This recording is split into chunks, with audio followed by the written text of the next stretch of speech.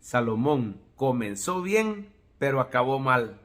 Mire qué tremendo, en esos 40 años de reinado que Dios le dio a Salomón, inició bien, se comprometió a servir a Jehová, le hizo templo al Señor, consagró a todo el pueblo de Israel a que siempre estuviera en el templo sacrificándole víctimas al Señor, orando desde ese lugar. El Señor iba a oír desde el cielo. Salomón comenzó bien, pero acabó mal. Hay un dicho en el mundo que dice: lo que mal inicia, mal acaba. Pero mire, el ser humano muchas veces comienza bien, pero producto del pecado se termina apartando. Salomón comenzó casándose con la hija del faraón, una mujer extranjera, y no se arrepintió en su corazón. Así que Primera de Reyes 11 nos narra cómo fue progresando. Mire qué tremendo, el pecado es progresivo en la vida del ser humano. Usted no le puede dar una esquinita de su vida al pecado y tener la ilusión de control, creer que usted lo va a poder dominar, porque el pecado, sin Cristo, el pecado gobierna al ser humano. Quiero decirlo desde el principio, solo Jesucristo es la solución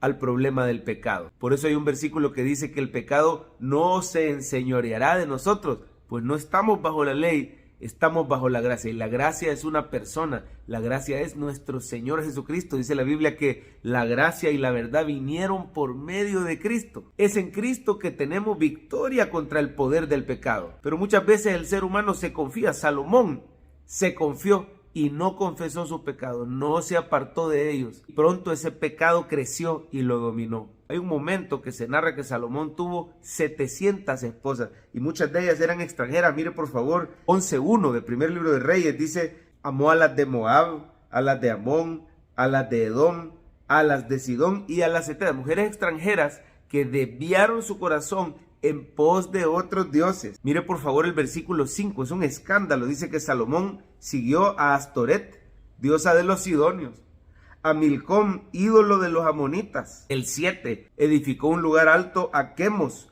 ídolo de Moab, y a Moloc, ídolo abominable de los hijos de Amón. Así hizo, dice el 8, para todas sus mujeres extranjeras, las cuales quemaban incienso y ofrecían sacrificios a sus dioses. Y se enojó Jehová contra Salomón, por cuanto su corazón se había apartado de Jehová, Dios de Israel. Mire qué tremendo, vienen las consecuencias. El pecado siempre traerá consecuencias destructivas sobre nosotros y sobre la vida de nuestra familia.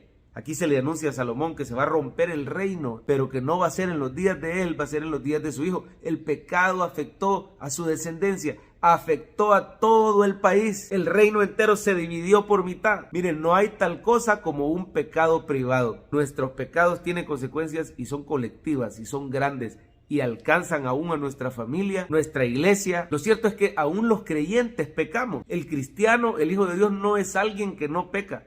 Es alguien cuyo pecado ha sido lavado con la sangre de Cristo y que ahora tenemos el poder del Espíritu Santo para vencer el pecado. Pero, hermanos, tenemos que tratar con el pecado en nuestra vida desde que éste aparece. No confiarnos, no dormirnos en nuestros laureles, no autoengañarnos y decir yo puedo manejar esto, porque de repente se nos sale de las manos y el pecado siempre trae duras consecuencias. Mira dónde se ve Jesús aquí en el capítulo 11 del primer libro de Reyes. Vemos la gracia de Dios en el versículo 13. Dice: pero no romperé todo el reino, sino que daré una tribu a tu hijo, por amor a David mi siervo y por amor a Jerusalén, la cual yo he elegido. El Señor ama al pecador, por eso le dio la tribu de Judá. Está diciendo el Señor que le va a mantener la tribu de Judá a Salomón y a su descendencia, por amor a David. ¿Y sabe quién viene de la tribu de Judá? Nuestro Señor Jesucristo es el león de la tribu de Judá. Aquí vemos la gracia de Dios, que a pesar de nuestro pecado, dice la Biblia, siendo aún pecadores,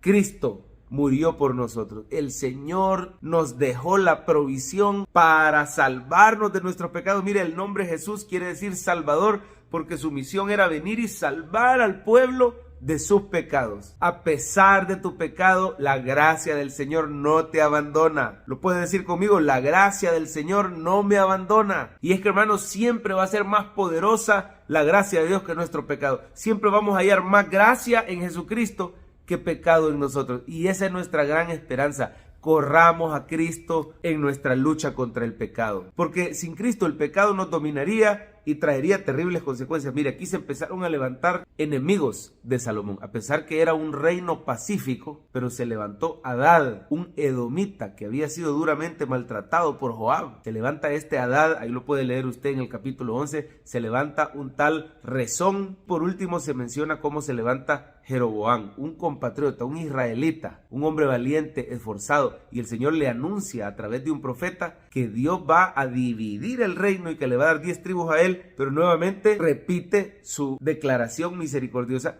que le va a dejar a Salomón y a su descendencia una tribu, que es la tribu de Judá. Ahí vemos a Cristo profetizado en el capítulo 11 del primer libro de Reyes. ¿Cómo podemos poner en práctica esta palabra? Lo primero, venga a Cristo, porque solo en Él hay perdón de pecados. Dice la Biblia que sin derramamiento de sangre no hay remisión de pecados. Pero Cristo es el sacrificio único y perfecto que es capaz de acabar por siempre. Dice que Él es el Cordero de Dios que quita el pecado del mundo. Los corderos que se sacrificaban en tiempos de Salomón solo cubrían temporalmente, pero la sangre de Cristo quita, borra el pecado de nosotros. El Señor Jesucristo cambia los corazones para que no nos querramos desviar. Gracias a Jesús no se cumple eso de que inició bien y terminó mal. Gracias a Jesús somos fieles hasta el final, porque Él nos da su Espíritu Santo. Él nos cambia el corazón. Él nos deja la sabiduría de su palabra. Él nos pone en una familia espiritual que es una iglesia. El Señor nos predica cada semana la palabra ahí en la iglesia y dice que la fe viene por oír y oír la palabra de Cristo. Por eso no deje de congregarse, no deje de recibir palabra. Si ya vino a Jesús para que Él perdonara sus pecados, ahora confiéselos rápidamente cuando estos vuelven a suceder. Trate con el pecado rápidamente en su vida. Dice la palabra que si alguno comete pecado, abogado tenemos para con el Padre, y es Jesucristo el justo. Él es la propiciación por nuestros pecados. Dice que nos acerquemos confiadamente al trono de su gracia para alcanzar misericordia y hallar gracia para el oportuno socorro. No deje de leer a diario la palabra, memorizarla, llene su mente y su corazón de la palabra, de las promesas de Cristo, para encontrar oportuno socorro cuando te sientas tentado. Corre al Señor, recuerda sus promesas, no descuide el recurso de la oración y recuerde lo importante que es tener un amigo de confianza a quien rendirle cuentas en esas áreas débiles, poder ser transparentes, poder ser sinceros, ya que somos perdonados, no esconder nuestro pecado, sino confesárselo al Señor. Dice la Biblia, si confesamos nuestros pecados, Él es fiel y justo para perdonar nuestros pecados y limpiarnos de toda maldad. Pedirle a ese amigo, a ese confidente, que nos ayude en oración. Dice la palabra, confesaos vuestras ofensas unos a otros y orad unos por otros para que seáis sanados. La oración eficaz del justo puede mucho. Así, de manera rápida, hemos mencionado todas esas estrategias en la lucha contra el pecado. Mire, el Señor nos da el recurso del Espíritu Santo. Dice, andad en el Espíritu y no satisfagáis los deseos de la carne. El Espíritu y la carne se oponen entre sí para que no hagáis lo que quisieres. Y el fruto del Espíritu es amor, gozo, paz, paciencia, benignidad, bondad, fe, mansedumbre y templanza. Contra tales cosas no hay ley. Es el poder del Espíritu Santo que nos libra del poder del pecado. ¿Y cómo ando en el Espíritu? Llenándome de Él todos los días, con la palabra, con la oración, sirviendo al Señor, asistiendo a los cultos, buscando su rostro, buscando su presencia. Necesitamos más y más del poder y de la sabiduría del Señor que nos libran del poder del pecado. En Cristo seremos fieles hasta el final.